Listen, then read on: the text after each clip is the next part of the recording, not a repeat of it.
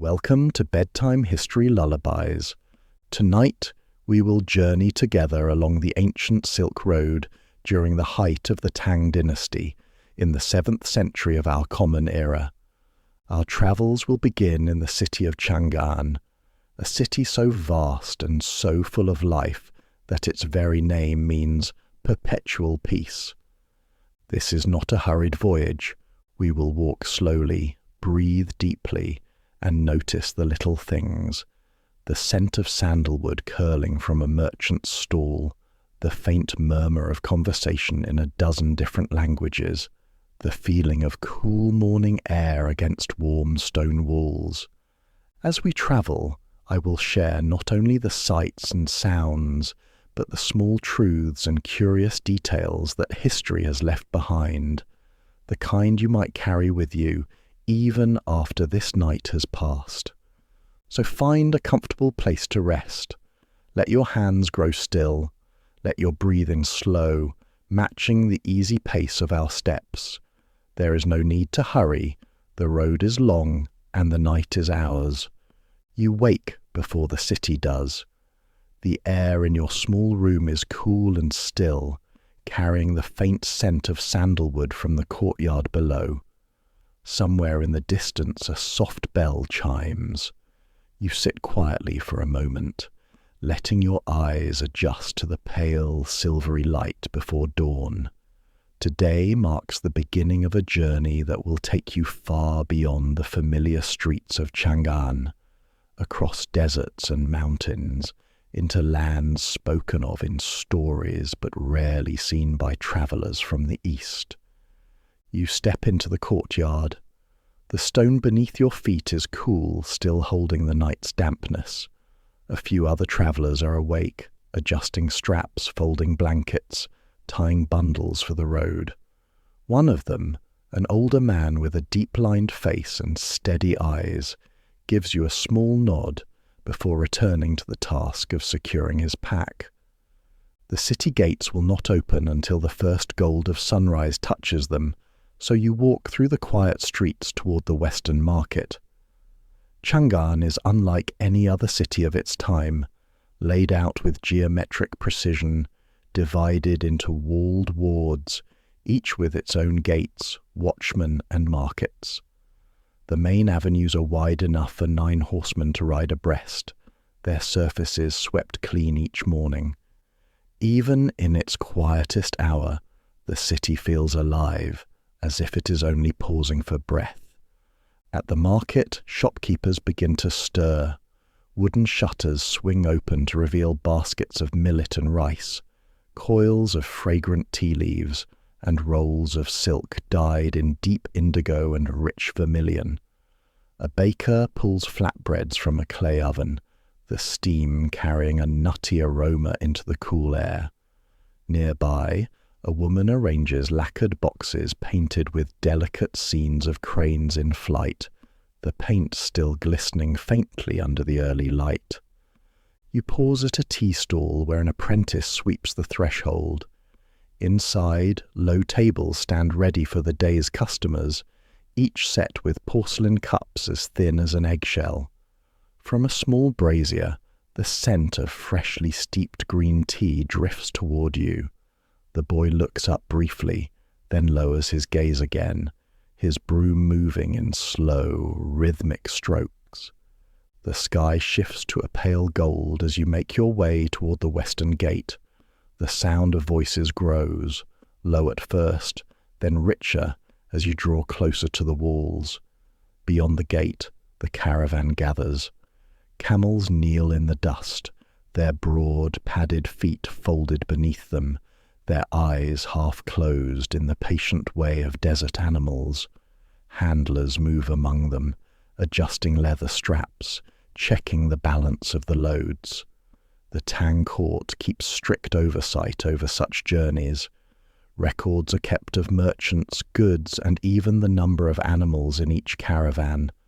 For the road to the west is not only a path for trade, but for diplomacy and the flow of news between empires.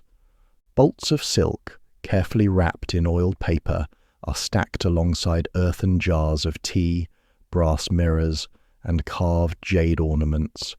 Each item has its place.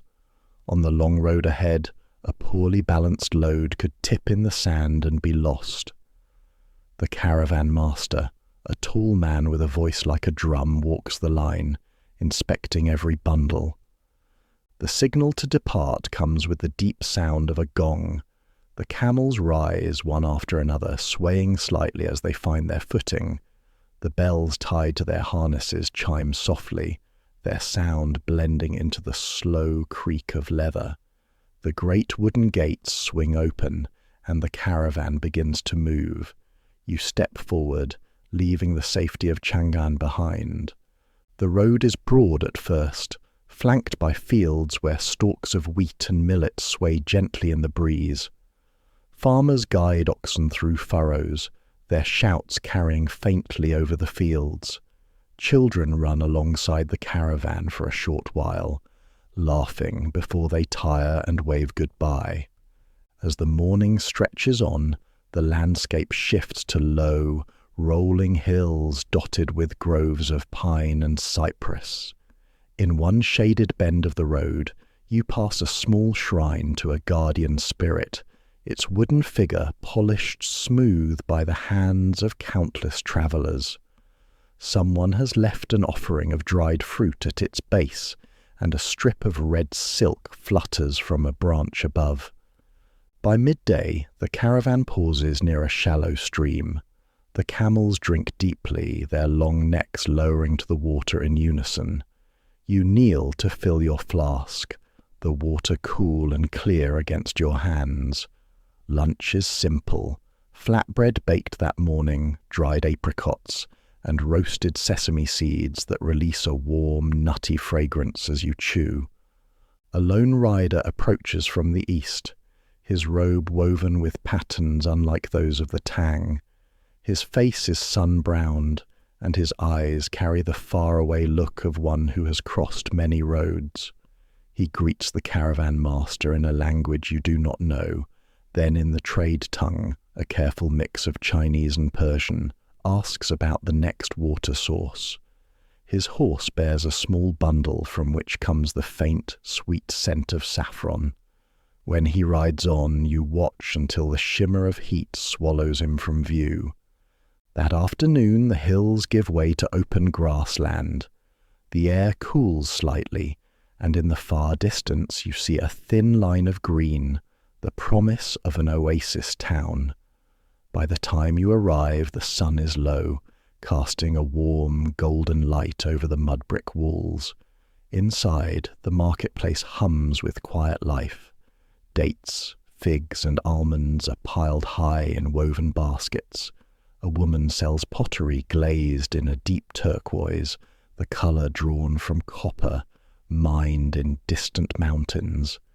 You eat your evening meal in the courtyard of the caravanserai, a simple bowl of millet porridge, slices of fresh cucumber, and a small piece of lamb fragrant with cumin. The cool night air carries the scent of wood smoke and distant spice markets, mingling with the quiet shuffle of camels as they fold their legs beneath them and settle into the sand. Around you, travellers speak in a dozen tongues, their voices weaving together into a low, steady hum that feels as timeless as the road itself. Somewhere nearby, a stringed instrument begins to play, the melody slow and wandering, drifting upward to meet the sharp, countless stars overhead, the same constellations traders have followed for centuries. If you're enjoying this journey so far, you can help keep these bedtime travels alive by subscribing to the channel and leaving a comment. I'd love to know if you could walk just one part of the Silk Road yourself. Which place would you choose? And why? Now, let's step quietly into the next part of our journey. The first light of morning is soft and cool, spilling gently over the tiled rooftops of the oasis town. You rise to the quiet hum of the caravan, preparing for the day ahead. Camels kneel patiently as their loads are adjusted. bolts of silk secured beneath leather straps, jars of tea cushioned in woven baskets, pouches of jade and lapis lazuli tucked away with care. The air is crisp, with just a hint of wood smoke lingering from the night's fires. You take a deep breath, tasting the dryness of the desert already approaching. As the caravan moves out through the town's western gate, you glance back once to see the sun catching the mud brick walls, painting them in shades of gold. Before you stretches the open road, a thin line of dust winding toward the horizon, bordered by low shrubs and the occasional cluster of tamarisk trees. The rhythm of footsteps, both human and camel, becomes your steady companion. Not far along the road you pass an old waymarker, a pile of stones topped with a weathered wooden pole. A faded scrap of red silk flutters from its tip, left by some earlier traveller for good fortune. The guide explains softly that waymarkers like this have been set along the Silk Road for centuries, each one tended by those who pass. Many are more than just markers. They are small shrines, holding offerings to the spirits believed to watch over the road. By mid-morning, the heat begins to build. The sky is an unbroken blue, and the air shimmers faintly where the light meets the sand. You fall into step beside a merchant from the city of Dunhuang. His pack contains scrolls painted with vivid Buddhist scenes, intended for monasteries far to the west. He tells you that Dunhuang is known for its caves, carved into cliffs and painted with images of the Buddha, stories from scripture, and even the likenesses of donors, merchants, monks, and travellers like yourself. The road carries more than goods, he says with a smile. It carries ideas, and pictures tell those ideas faster than words. When the sun reaches its height, the caravan pauses at a shallow depression in the land, where a few hardy trees offer shade. The camels kneel with grateful sighs, their broad feet pressing deep into the sand. Water is drawn from a covered well, cool and slightly mineral, but clean. Everyone drinks deeply, knowing that the next source may be far ahead. You notice how carefully the caravan master counts the water skins, ensuring each person's share is measured. Here, survival depends on the discipline of all. As the day wears on, the land grows more austere. Low hills dissolve into wide plains of sand and stone, the horizon stretching in every direction. A pair of falcons circles high above, their shadows gliding silently across the ground. In the distance you glimpse a faint, wavering shape, a mirage, that dissolves into empty air as you approach. The desert plays tricks on the eyes, just as the road tests the will. By late afternoon, a green line appears along the horizon. Slowly it resolves into an oasis town, its mud brick walls standing low but sturdy, surrounded by fields of barley and apricot trees. The irrigation channels here run deep beneath the surface, ancient Karez tunnels that carry meltwater from distant mountains, keeping the roots of crops alive even through the harshest summers. You cross a small stone bridge where children lean over the side to watch the caravan pass, calling out greetings in a language you do not know. Inside the town's gates, the market is just beginning to settle for the evening. Women in brightly patterned robes arrange dates and figs into neat pyramids, while a potter turns the last of the day's clay on a slow wheel. The air smells of baking bread, lamb roasting on skewers, and the faint sharpness of vinegar from a pickle seller's stall. You buy a handful of almonds and dried mulberries, sweet, chewy, and full of the sun's warmth. Night falls quickly in the desert. You eat your evening meal in the open courtyard of the caravanserai, bread still warm from the oven, cucumbers sliced thin, and a piece of spiced lamb, its edges crisp from the fire. Around you, travellers speak in a dozen different tongues: Persian, Sogdian, Turkic, Chinese, their words weaving together in a low, steady hum that feels as ancient as the road itself. Somewhere in the corner, a musician plucks a two-stringed lute, the notes slow and wandering, like the steps of the camels outside. Above, the stars emerge, bright, countless, and sharp against the darkness. These same constellations have guided traders for centuries, long before your feet touch this road. At dawn, the caravan moves on. The air is cool, the sand pale under the early light. As you walk, you notice the tracks of animals, foxes, lizards, small birds, etched into the sand overnight. The guide points to a larger set of prints, the wide, deep marks of Bactrian camels, the double-humped kind bred for the harshest conditions. These animals are the lifeblood of the Silk Road. Without them, the long stretches between water would be impossible. By midday, the sky is brilliant and unyielding. The caravan stops at a cluster of weathered buildings standing alone in the desert. Once, this was a thriving way station. Now, it serves as little more than shelter from the wind. The walls bear faint traces of paint, a horse in mid-stride, a merchant carrying a tray of goods, and you wonder about the hands that made them and the travellers who once rested here as you do now. The next days follow the same quiet rhythm, mornings cool and full of promise, afternoons warm and deliberate, evenings spent under the vast bowl of stars. Along the way, the desert changes subtly, shifting from soft sand to gravel plains, from low dunes to wind-carved ridges. The wind carries with it whispers of far-off places, the scent of distant cedar, the sharp tang of mountain air, even the faint spice of a trader's load ahead of you. When at last you approach Kashgar, the road begins to rise, bordered by orchards heavy with fruit. The air cools, touched by the nearness of the mountains. Kashgar has been a crossroads for centuries, where roads from China, India, Persia, and the steppes meet.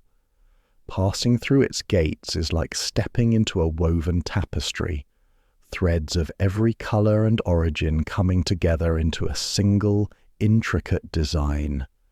The marketplace here is a feast for the senses. Bolts of silk in deep blues and golds hang beside carpets woven in complex repeating patterns. The scent of cumin and coriander drifts from cooking stalls, mingling with the sweetness of ripe melons. You pass a silversmith's stall, where the craftsman works filigree so fine it seems almost like lace, and a bookseller's table, stacked with volumes bound in leather, their pages filled with neat, careful script. The caravan will rest here for 2 days. In the evenings, the square fills with music and story. One night, a storyteller speaks of a caravan that braved the Pamirs in a year when the snow came early, forcing traders to lash their goods to yaks and climb ice-slick passes in the dark. Another night, a musician plays a reed flute, the melody slow and winding, echoing against the walls until it seems the whole city hums along. On the morning of your departure, the mountains are veiled in a thin mist, their peaks catching the first light like blades of silver. The road ahead will lead you into the Pamirs, the roof of the world, where rivers born from melting snow carve their way down to the valleys below. You walk toward them in silence, your steps slow and steady, each one carrying you deeper into the heart of the Silk Road. The air thins as you climb, each breath cool and edged with a scent of snow carried from the high peaks. The road to the Pamirs winds along a river, its water clear and cold, rushing over stones worn smooth by centuries. On either side, the slopes rise steep and green at first, dotted with grazing goats and sheep, then bare and sharp as the path gains height. The camels move more slowly here, their broad feet replaced in places by the surer tread of yaks, whose long hair sways with each step. Their handlers walk beside them, speaking in low voices to keep the animals calm. The caravan master calls frequent halts. In the mountains, overexertion can be dangerous. Each stop offers a chance to look back at the valley below, now spread out like a painted map, a patchwork of fields, rivers glinting in the sun, and the faint thread of the road you have already walked. By midday, you pass a shepherd's camp where felt tents, yurts, stand in a loose circle. A woman invites the caravan to rest, offering bowls of hot tea mixed with milk and a pinch of salt. The taste is unfamiliar, rich and warming in the thin air. She serves bread baked on flat stones and a soft cheese wrapped in cloth. The guide explains that these mountain people live much as their ancestors did, moving with the seasons, tending their flocks and trading wool and meat for goods carried up from the valleys. As you walk on, the path narrows to a ledge carved into the mountainside. Far below, the river churns through a gorge, the sound deep and constant. Traders from earlier times mark these routes with carved stones, their surfaces scratched with prayers or the names of those who passed. You pause to run your hand over one, the grooves smoothed by wind, rain, and countless other travellers seeking safe passage. That night, the caravan camps in a sheltered hollow where the wind barely reaches. The fire burns high, fed by bundles of scrub brought up from lower slopes. Above, the stars blaze in the cold sky, their light so sharp it seems you could reach up and touch them. A storyteller, his voice low and steady, speaks of Zhang Qian, the Han envoy whose journey centuries earlier opened the road to the west. His path was not easy. Captured, detained, and yet persistent, he returned with knowledge of lands beyond the horizon, and his reports planted the seeds of trade that grew into the Silk Road you now walk. In the morning, frost coats the ground. The sun rises late here, its light spilling slowly over the peaks. As you climb higher, the air grows thinner, each breath carrying less oxygen. You feel the weight of the journey now, not in the legs alone, but in the chest, the slow pull of air into tired lungs. The caravan keeps its pace measured, pausing often. At the highest pass, you stop to look out across a sea of mountains, ridges upon ridges fading into the haze of distance. Somewhere beyond lies the fertile valley of the Oxus River, and further still, the great cities of Central Asia. Traders speak quietly of Samarkand and Bukhara, places where domes shine like turquoise under the sun, and markets hold goods from as far as the Mediterranean. The descent is long and careful. Snow lingers in shaded hollows, melting into streams that rush down to feed the valleys. Soon the slopes soften, the air warms, and the scent of pine drifts on the breeze. Villages appear, clusters of stone houses roofed with timber, fields edged with fruit trees just coming into blossom. The sound of water wheels joins that of birdsong, and the road feels gentler underfoot. You stop in one such village, where a miller grinds grain to flour, his wheel turning steadily in the current.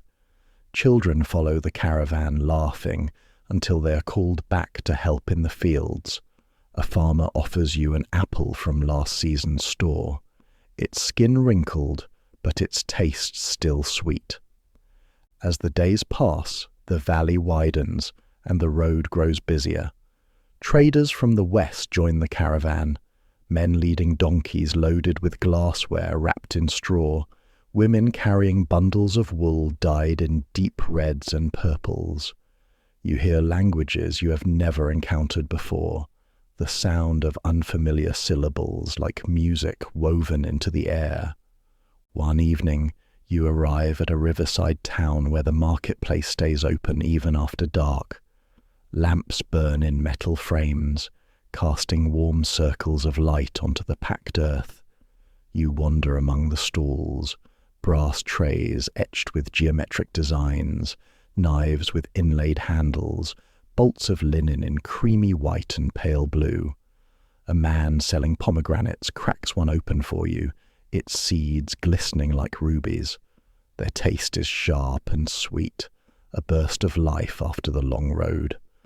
The next morning, you cross a bridge of stone arches, its surface worn smooth by countless feet and hooves. On the far side, the road curves toward a distant cluster of domes, the outer edge of Bukhara. For centuries, this city has been a center of learning and faith, its libraries filled with manuscripts copied by hand, its mosques known for intricate tilework that catches the sun in 1,000 glints. You pass through its gates just as the call to prayer rises from the minarets, the sound carrying across the rooftops like a thread of silver. Inside, the streets are narrow and winding, shaded by wooden lattices that filter the sunlight into shifting patterns on the ground. You pass a caravanserai built around a central courtyard, where merchants are unloading goods, carved ivory boxes, leather from distant tanneries, bundles of pepper wrapped in cloth. In a corner, a group of scholars sits cross-legged, deep in discussion over a manuscript. Your days in Bukhara are filled with quiet exploration. You visit the great Kalyan minaret, its brickwork rising high above the city. The locals say that in ancient times its light guided caravans across the plain. You wander the covered bazaars, their air cool and faintly scented with dust and spice. You taste dishes new to you, plov made with rice, carrots and lamb, cooked in wide copper pans until the flavors melt together. When the caravan moves on, the road west runs through open steppe, where the grass bends and ripples under the wind. Herds of horses graze in the distance, their coats shining in the sun. The people here are riders first, traders second, their tents pitched wherever the pasture is rich. They greet you with fermented mare's milk, sour, foamy and warming in the chest, and stories of journeys that stretch for weeks across the plains. One night, camped under a sky lit by a pale moon, a horseman tells of how, centuries earlier, the road carried not only silk and spices, but also glass from Rome, paper from China, and medicine from India. Everything travels here, he says, even ideas, especially ideas. Days later, the land rises gently again, and in the distance, beyond a ribbon of green fields, you see the walls of Samarkand. This city, more than most, lives in the stories of travellers, its gardens, its scholars, its markets rich with goods from every corner of the known world. You approach slowly, letting the sight of its domes, blue as the summer sky, patterned with white and gold, settle in your mind. The gates stand open, and the streets inside are alive with sound. Water flows in narrow channels beside the roads, keeping the air cool. Trees arch overhead, their leaves catching the sunlight in flashes. Merchants call out their goods, silk from the east, glass from the west, spices from the south. Somewhere nearby, music plays, the steady beat of a drum, the bright notes of a stringed instrument. You wander the market for hours, each turn revealing something new. A goldsmith shaping thin wire into delicate patterns, a spice cellar with mounds of saffron, cinnamon, and cloves, a scribe offering to copy letters for those who cannot write. You buy a small pouch of dried rose petals, their scent soft and sweet, a reminder of this place to carry with you. At night, you sit in a courtyard lit by oil lamps, listening to a scholar speak of the stars. He points out constellations and tells how travellers from Persia, India, and China each saw different shapes in them, yet all used their light to find the way. The Silk Road, he says, is much the same, a map drawn by many hands, guiding all who walk it. You leave Samarkand in the early morning, the air cool and touched with the faint scent of flowering apricot trees from the gardens. The caravan moves westward along a road that has been used for centuries, its path marked by the slow rhythm of countless hooves, wheels, and footsteps. The city's blue domes fade behind you, their colours softening in the haze of distance. Ahead, the land stretches wide and open, the sky vast above it. The steppe rolls gently, a sea of grass shifting in the wind. Now and then a herd of wild gazelles darts across the horizon, their movement quick and light, leaving barely a trace behind. The caravan keeps a steady pace, the camels swaying as they walk, the sound of their bells mixing with the low murmur of voices. By midday, you reach a small settlement clustered around a shallow river. Its banks are lined with willows, their branches trailing in the water. Women wash clothes at the water's edge, their bright garments spread out on the grass to dry in the sun. A group of children watches the caravan pass, their eyes wide with curiosity. One runs alongside for a short distance, then stops to wave. The caravan rests here for a while, letting the animals drink deeply. You sit in the shade of a willow, eating bread still warm from the oven, with a slice of white cheese and a handful of fresh herbs. The taste is simple and clean, the kind of food that satisfies without weight.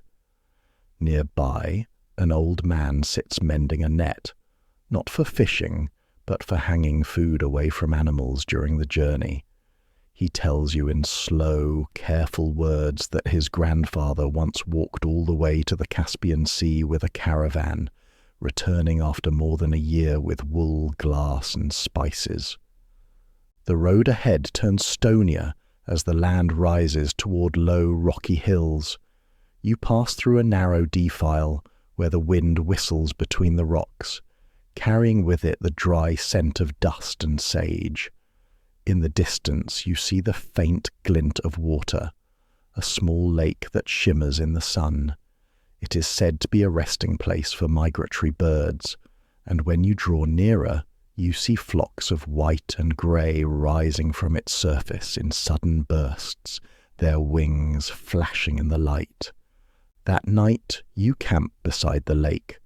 The water reflects the stars so clearly that it feels as though you could fall upward into the sky. A trader from Persia tells stories of his homeland, cities where gardens are fed by underground channels, where poets write verses on the walls of palaces, and where pomegranates grow so large their seeds must be eaten by the handful. His words carry the scent of another world, yet one that the road will eventually bring within reach. The following days take you across varied land, grassy plains giving way to patches of cultivated fields, then back to the wild openness of the steppe. You pass a caravan moving east, their camels laden with wool and glassware, their faces weathered from months on the road. The two groups stop briefly to exchange news. You learn of markets ahead, of river crossings where the current runs fast, of towns where the taxes are light and others where they are heavy.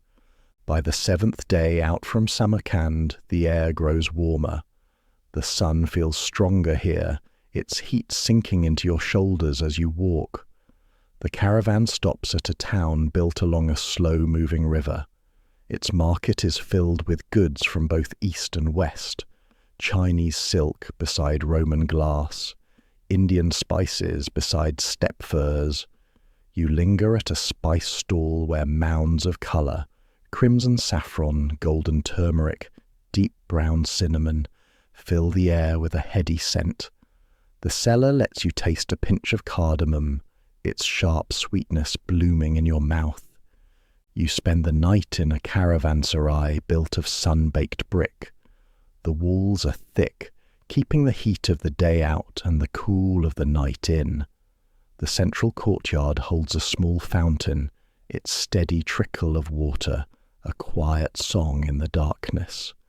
You lie awake for a time, listening to the shifting of the camels outside and the low murmur of traders speaking in many languages, their words rising and falling like waves. The next leg of the journey leads toward the great Amu Darya, the Oxus River, a broad, powerful waterway that has marked the boundary between worlds for centuries. The land becomes greener as you approach. The river's presence felt long before it is seen. Fields of barley ripple in the wind, and the air smells faintly of wet earth. When the river finally appears, it is wide and brown, moving with a force that brooks no challenge. The crossing is made on flat-bottomed boats lashed together, with planks laid across for the camels to walk. The animals move carefully, their handlers guiding them with steady voices. You stand at the edge, watching the water swirl below, carrying bits of driftwood downstream. On the far bank, the land rises gently toward more fertile ground. Beyond the Oxus, the world feels subtly different. The people you meet have a slightly different cast to their features, their clothing woven in new patterns, their words carrying the music of another tongue. Markets here offer dried fruits and nuts from the nearby orchards, as well as pottery with glazes in deep blues and greens. You see traders selling horses, strong, sturdy animals bred for the open steppe, and others offering fine wool cloaks dyed with plant-based colours. One evening, you camp near a ruined fortress that stands on a low hill. Its walls, though crumbled in places, still rise high above the plain. The older travellers say it was built centuries ago to guard the road against raiders, and that its watchtower once held a fire to signal approaching danger. You climb partway up the slope, feeling the wind stronger here, carrying with it the scent of the steppe at night, dry, cool, and endless. The road west leads toward Merv, a city that has been called the Mother of the World for its prosperity and gardens. As you draw nearer, the land becomes more cultivated, canals running between fields, orchards heavy with early fruit. The city's walls rise above the greenery, and beyond them you catch glimpses of domed roofs and tall minarets. Inside Merv, the streets are wide and shaded by trellises heavy with vines. Water flows through channels at the sides, keeping the air cool. You pass gardens where roses bloom in neat rows, their scent mingling with that of ripe melons sold from wicker baskets. The marketplace is alive with colour, bolts of cloth in crimson, gold and indigo, copper pots polished until they shine, spices piled in shallow bowls, their fragrance carrying on the breeze. You spend several days here as the caravan trades and rests.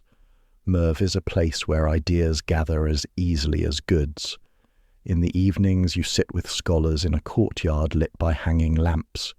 They speak of far-off lands, of inventions and discoveries, of maps drawn from memory and stars charted with care. One explains how paper, first made in China, is now being produced here, changing the way knowledge spreads along the road. When the caravan sets out again, the road begins to angle southwest. The air grows hotter and the days longer. The land shifts to dry plains, broken by low ridges and occasional groves of trees, where wells bring water to the surface. You see fewer villages now, but the caravanserais are larger, built to hold many travelers at once. One evening, the caravan reaches such a place, its walls rising from the plain like an island in a sea of grass. Inside, the courtyard is busy with arrivals, camels kneeling to be unloaded, horses led to troughs, traders greeting each other after months apart. You share a meal of lentil stew with flatbread and fresh onions, eaten in the cool shade. Later, you walk along the walls, looking out over the quiet steppe under the first stars of the night. The next major city lies still many days away, but the road is steady and the company good. You walk beside a merchant from the Caucasus who carries carved wooden boxes filled with dried herbs and resins. He tells you of mountain passes so narrow that the sun touches them for only an hour each day, and of forests where the air is heavy with the scent of pine and rain. His words make you imagine the road not just as a single line, but as a vast web reaching into every kind of land. Leaving the open steppe behind, the caravan enters a land of long ridges and deep valleys. The air feels drier here, touched with the faint scent of wind-blown sand. Villages appear less often, but when they do, they cluster around small rivers or springs, their gardens bright with pomegranate blossoms and fig trees. One afternoon, as you walk beside a group of younger merchants leading pack horses, an old storyteller joins the caravan. He is thin, with a long beard the colour of ash, and a voice deep enough to carry even in the wind. At the evening fire, he sits cross-legged, his robe gathered neatly at his knees, and begins to speak of a legend known to traders from Samarkand to the shores of the Mediterranean. It is the tale of the 7 Caravan Pact.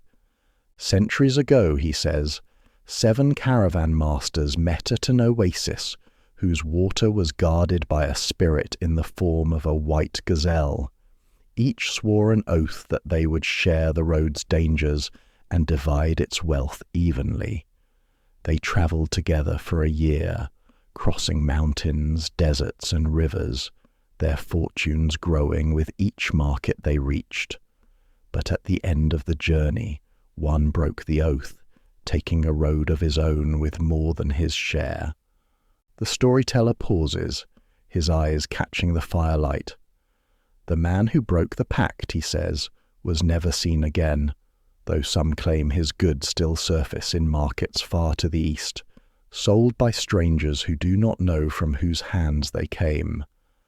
Others say that the white gazelle still watches the road, appearing only to those who keep their word. When he finishes, the night is silent for a moment, save for the crackle of the fire. Then slowly conversation resumes, but the story lingers in your mind as you lie under the stars. The wind moves softly through the camp, carrying the scent of smoke and distant sage.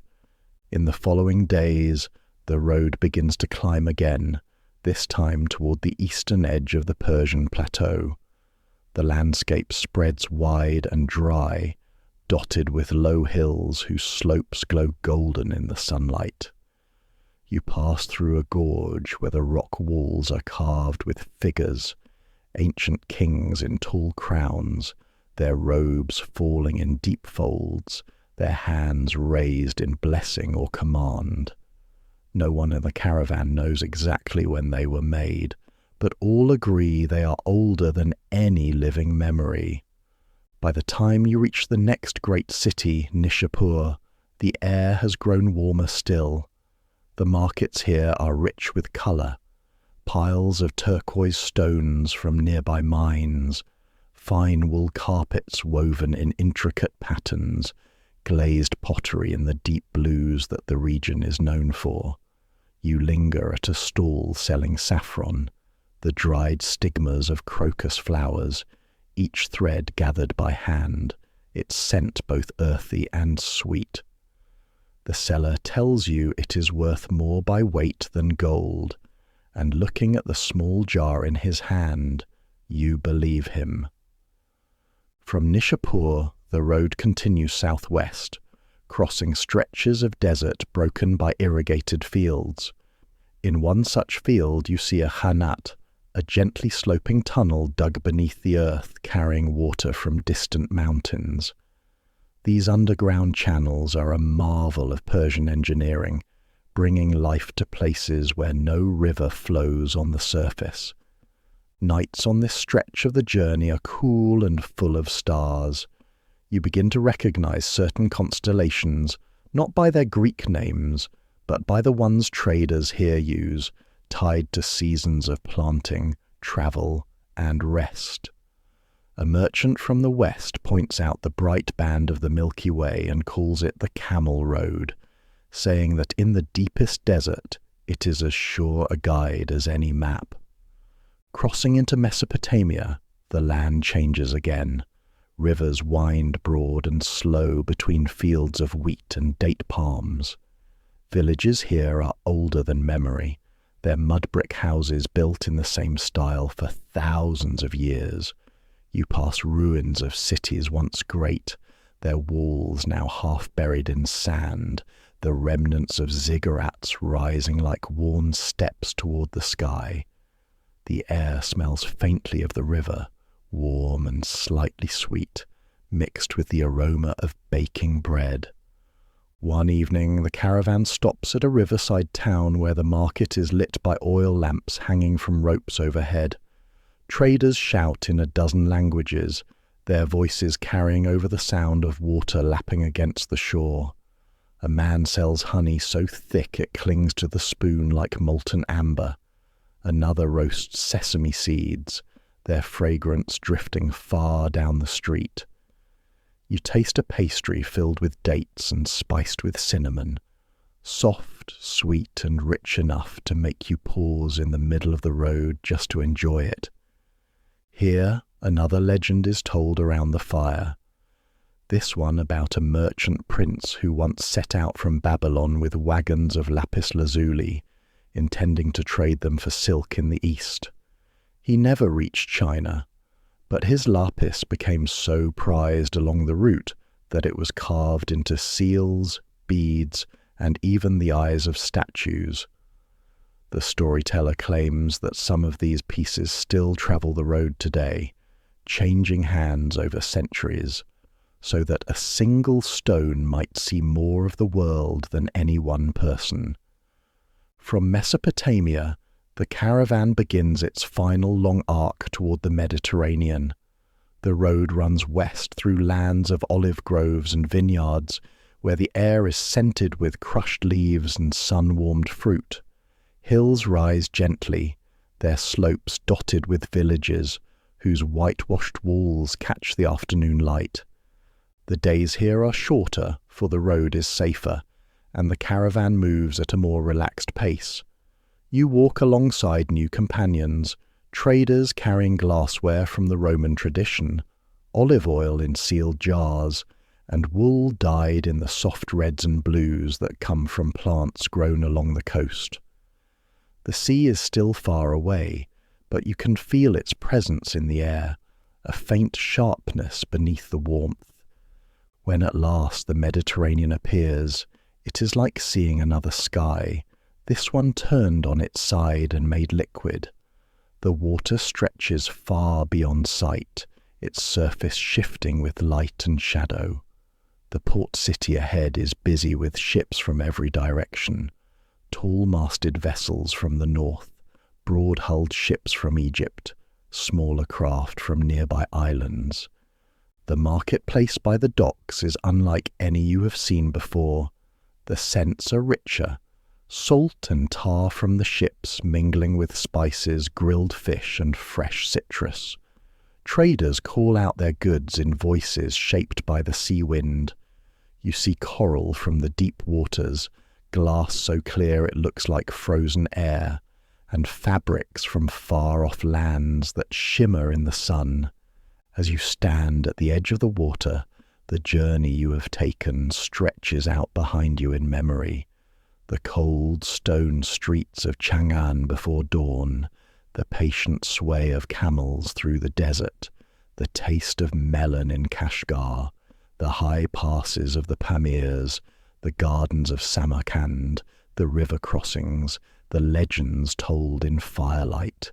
Each step has carried you not just across land, but through the slow weave of history itself, where goods, ideas, and stories travel side by side. The sun sinks low, turning the water to gold. You hear the creak of ships at anchor, the cry of gulls overhead, and the soft murmur of traders settling for the night. Somewhere behind you, the road begins again, stretching back through deserts, mountains, and markets. A road you know now not just as a line on a map, but as a living thread, binding together the wide, patient world.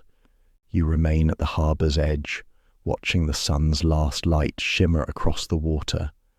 Beyond the curve of the shoreline, the masts of ships sway against the deepening sky, some tall and narrow, some broad-bellied for heavy cargo. The air smells of salt and tar, with a faint undertone of cardamom drifting from a nearby warehouse. Here, the Silk Road becomes something else entirely. The earth beneath your feet will soon give way to planks and hulls, and the steady rhythm of the camel will be replaced by the slow breathing of the sea. Your passage has been arranged on a dhow, its hull stitched together with coconut fibre in the old Arabian style, strong enough to cross oceans, flexible enough to ride the shifting swells. You run your hand along the wood, worn smooth from decades of sun and spray. Somewhere in the curved timbers lies the creak of every journey it has taken, from Basra to Gujarat, from Siraf to Zanzibar, from Aden to the far reaches of the Red Sea. The captain, a man with sun-browned skin and a voice softened by years of shouting into wind, oversees the loading. Bales of silk wrapped in oilcloth are passed carefully aboard, followed by glazed ceramics. Pale tang greenware, whose celadon glaze catches the fading light like still water. These will fetch high prices in Abbasid markets, where the elite drink from cups shaped in distant kilns. Jars of tea are stowed alongside sacks of pepper and cinnamon, their scent so sharp and warm it cuts through the briny air. As darkness gathers, oil lamps are lit along the dock. Their glow turns the water gold and black, like molten metal cooling in a forge. Sailors work by this light, their shadows stretching across the decks. A clerk, reed pen in hand, marks each crate in both Chinese characters and the flowing curves of Arabic script, two worlds meeting on a single plank of wood. The tide is with you before dawn. The harbour is a quiet forest of masts, the water lapping gently at the hulls. You stand at the rail as the first rope is cast off. The sailcloth unfurls with a soft snap, catching the early breeze. The oars work for a while, pushing you away from the shore, until the wind takes you fully. The city recedes, its lamps flickering against the pale horizon, and soon there is only water in every direction. Days at sea have a rhythm as steady as any caravan. At dawn, the crew rises to the call of the muezzin. For the Abbasid sailors, prayer is as much a part of the day as tying knots or trimming sails. Breakfast is flatbread and dried dates, washed down with sweet dark tea. The wind carries you steadily southwest, following the coastal line of the Gulf, where the sea is calm and warm. You see other vessels now and then, narrow fishing boats, their nets trailing like silver threads in the water, heavier merchant dhows laden low with copper, pearls or spices from Oman. One afternoon, the captain points toward the horizon. A faint smudge rises from the water, growing sharper as you approach. It is Siraf, the Abbasid port famed for its wealth. Here, ships from as far as East Africa, India, and China crowd the harbour, their decks piled high with goods. The air is thick with the smell of frankincense and the sound of bargaining in half a dozen tongues. You hear Persian, Arabic, Gujarati, even a snatch of Chinese from a group of traders gathered near the quay. History records that Siraf's merchants could build houses of carved teak and marble, their fortunes made in a single successful voyage, and as you walk its streets, you believe it. In the market, you see Tang porcelain displayed beside Yemeni incense, Burmese sapphires and African ivory. Gold dinars pass from hand to hand, their weight a common language among strangers. The silk you carried from Chang'an will rest here only briefly before continuing westward, some overland to Baghdad, some by sea toward the Red Sea and beyond. Leaving Siraf, your dhow turns south and west, skirting the coast of Oman before crossing open water toward the Horn of Africa. The sea changes here. The swells are longer, the air thicker with the scent of far-off rain. Flying fish leap from the bow wave in sudden flashes of silver. At night, the water glows faintly with phosphorescence, each crest tipped with green fire. The crew tells you it is the work of tiny sea creatures, but it feels like sailing through the breath of the stars.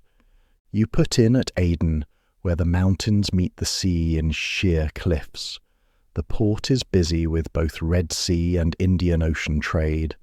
In narrow alleys you pass baskets of dried myrrh, ropes of garlic, heaps of turmeric and saffron. Sailors from Africa carry bundles of carved ebony. Indian traders display bolts of cotton dyed in bright indigo. The mingling of scents is dizzying.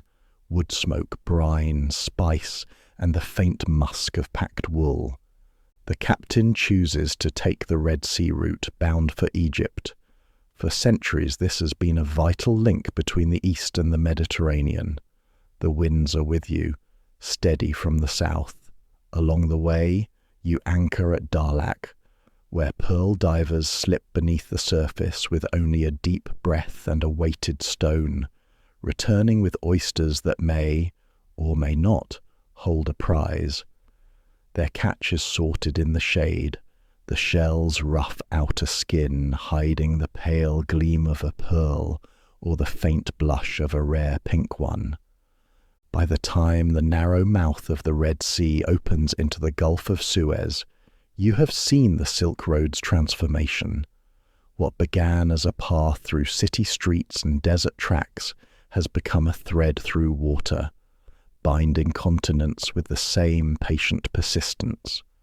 From Suez, the goods will travel overland to the Nile, then downriver to Alexandria, and from there into the Mediterranean, toward Byzantium, Venice, and beyond. One evening, as you stand on deck watching the last of the sun sink behind the desert hills, the captain joins you. He speaks quietly of the journeys he has made, storms weathered off the coast of India, a cargo of silk nearly lost to fire in Muscat, the strange delight of tasting snow for the first time in the mountains of Armenia. His voice is calm, as if these memories are simply part of the sea's long, unbroken story. The journey ends at a harbour lit by the glow of countless lamps. Ships from every shore crowd the docks. The air is rich with voices, laughter, the calls of vendors, and the clatter of hooves on stone. Somewhere beyond the masts the city waits, another beginning, another road. You take a final breath of salt air before stepping ashore. The Silk Road lies behind you now, yet also ahead, for it is not one road but many, winding through time as much as through land and sea. The silks, spices, and stories you have carried will pass into other hands, other voices, other journeys. If you've sailed this far with me tonight, perhaps you'll keep travelling, not only here, but in the nights to come. You can help these bedtime voyages continue by subscribing and sharing which part of this journey stayed with you the most. Was it the quiet dawn in Chang'an, the cold stars over the Pamirs, or the green fire of the sea at night? I'd love to hear your answer. For now, the sails are furled, the ropes are tied, and the sea rests against the harbour wall. Close your eyes and let the road and the water carry you onward in dreams. So rest well, traveller of roads and seas. Until our next journey on Bedtime History Lullabies, may the winds stay gentle, the stars bright, and the path ahead always open.